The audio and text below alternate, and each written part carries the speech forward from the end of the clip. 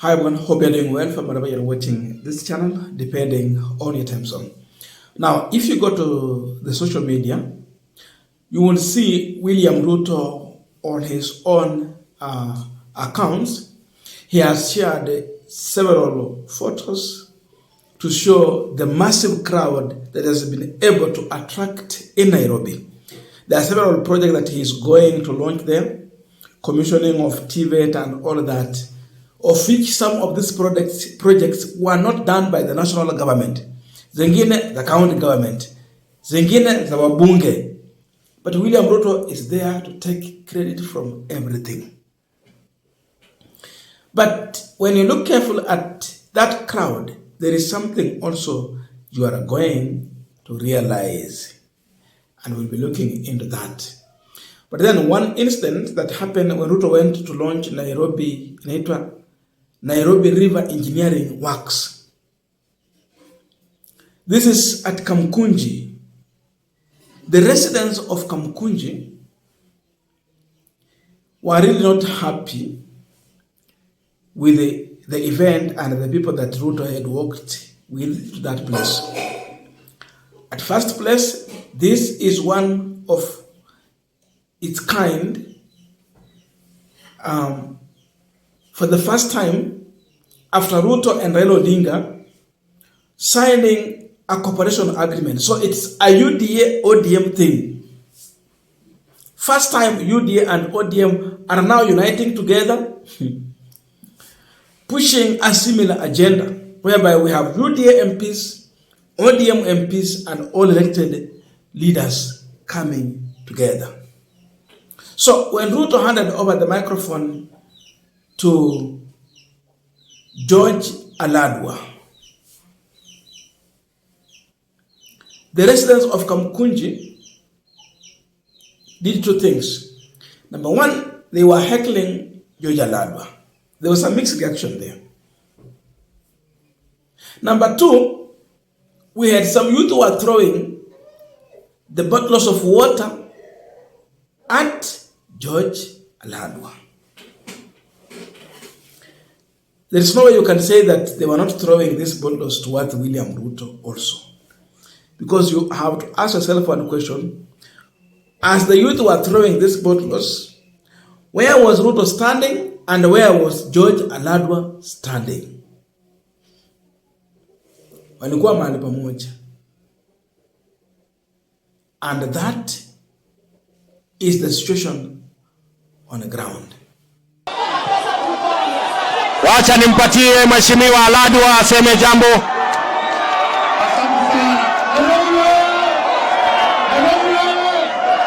Nashukuru Rais kwa siku ya leo. Nadhania kuna manunguniko mawili. Na kwa sababu ni rais wetu, lazima pia mzuri tulikuambia. Kuna vijana walishuhudiwa kwa last week na tunaomba kusikilia watoto. Wewe mzee, baba wetu, wazazi wao wanalia, waomboleze na wao. Na pili, vijana wanasema kwa climate change waongezeke kwa mshahara. Alinajua wewe mtakazi utafanya hivyo. Wakati tunafanya na mimi. Na mwisho, wewe na baba umekubali kuunganisha Wakenya pamoja. Wakati tunafanya baba na mama pamoja. Asante sana. Mungu awabariki Nairobi na rais tuko na wewe. Asante sana. Thank you very much. Niko hapa. There is also another thing, and I'm sure you've been able to see in this video, that I would want us also to point out. But before we go deep into this, just a quick request for those who are watching this channel and you have not yet subscribed, please, my humble request, consider subscribing. To our returning subscribers, I must say thank you so much. And again, to all our viewers, please give this video a thumbs up. Thank you so much, and back to our discussion. If you look very careful in this video, you will see there are so many men in uniform close to the place, the area where Ruto was standing, and also spread throughout among the crowd.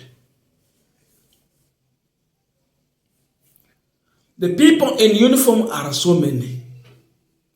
Before Ruto will tell you that he had a huge crowd. It's like walienda kutoa police kwa station kadhaa wamejaza.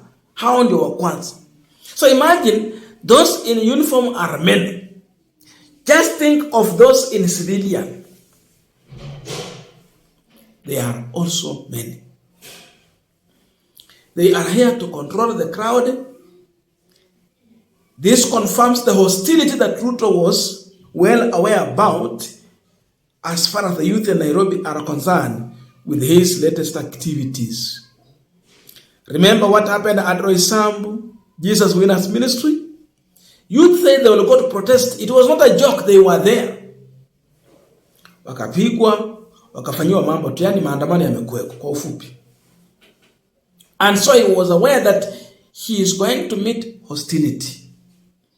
So the only safe way for him is to go and order the men in uniform to be part of his crowd that he was addressing. So already before Ruto addressing the people in Nairobi, he had his own crowd, men from the discipline forces. Askari wale walikuwa kwa uniform ni wengi.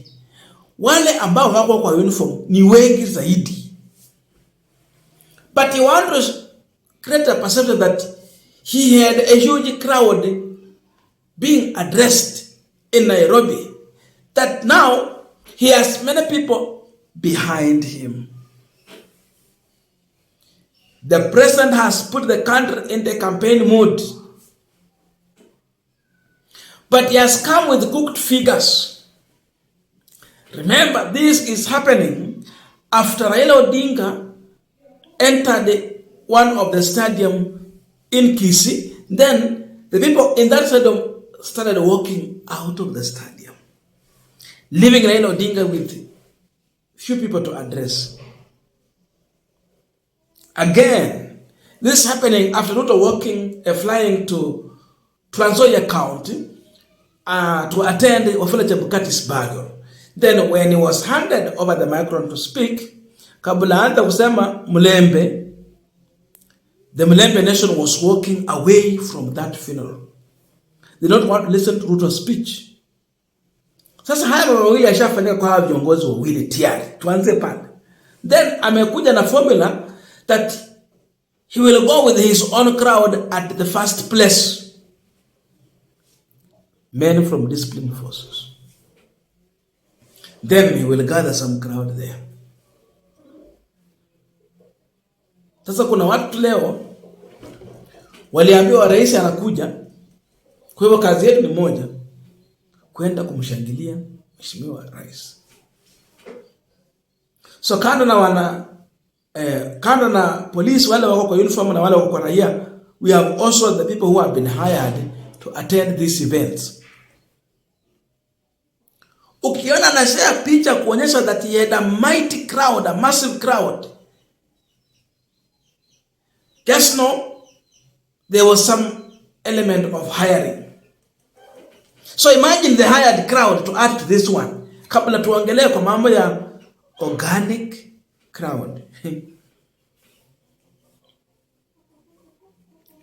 So there is one thing we can conclude and say that having realized what is going on, Ruto has been forced to cook figures in order to send a message that he has a support in Nairobi. Yet there is nothing close to that.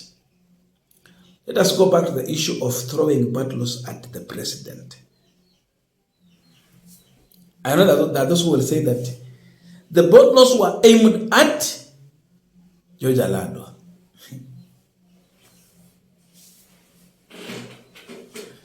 Alado was heckled in front of William Ruto. If they respect the president, kando na watu wenye amehaya wote, kuna ile group, at least they would think of, okay, mheshimiwa rais ako hapa, so let us show some level of respect. There was not any degree of respect. throwing bottles at the dais where the president is standing, and the man whom the president himself has handed over microphone to speak. They were literally throwing the bottles at the president. That is what many would not want to speak about. Wamedharau hiyo ofisi kwa kiwango, wanadharusha chupa zinaelekea kule yako. Because what if the bottle would miss Aladwa, then it aim at Ruto? What will you say? Umelenga Aladwa na miss yende ya Ruto. Hapo wote walikuwa wamesema pale. Utasema nini? Walirusha mheshimiwa rais na kwa chupa. Sijui kama anasema Kiswahili mzuri. But they threw the bottle. Ikimisa Aladwa ingeokewe. Sasa the men in uniform had a very hard task, making sure that they are blocking the bottles from aiming at the dais where Ruto and other leaders from Nairobi were sitting. Kazi yao wamekuwa golikipa asitundi kushika zile chupa zisifikie wale. That is one hard task that they had. But it happened. So in as much you want to show the might, the influence, the support, the attraction of crowd, still there is other things that he's not telling us that now we are telling you in this video.